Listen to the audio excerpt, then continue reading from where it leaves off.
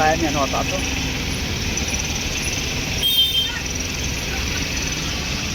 Anu ang gusto nila apa aja. Apa aja kelong lai. Wala ti ko ham. Oleh mana oh? Oriana. Hah? Oriana kita ni apa? Oriana tim. Oriana. Mama na lai ham. Nam sa pula. Ah. Tu dai bibi dia. Try ni kasi mana. Kasi mana mo baba. Like share subscribe. Igang hilaw mo, ipuan na kamo, ang biyak wasin ko pembanga.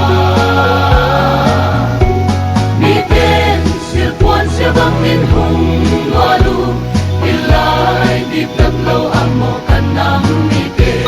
Miten silpuan siya bangin hong wali, nalay di platlaw amo kanang mite.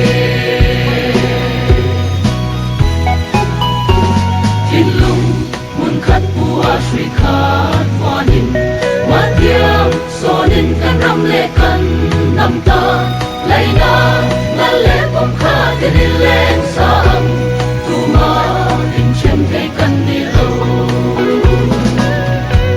Kandang ang nilong ni kan luarang hi Engan kwasin papayangan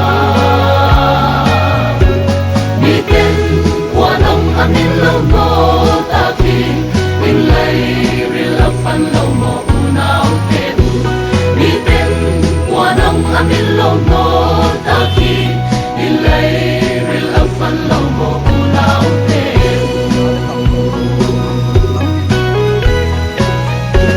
Lungpuy lungte angin kamtu angin Income to deal delay till voice sunin Ilon kichu kaloy tiando mani Sotang ay tanim tang ay ti Ay ram ano mo ay tunsay nahi Inglay kusin impe mga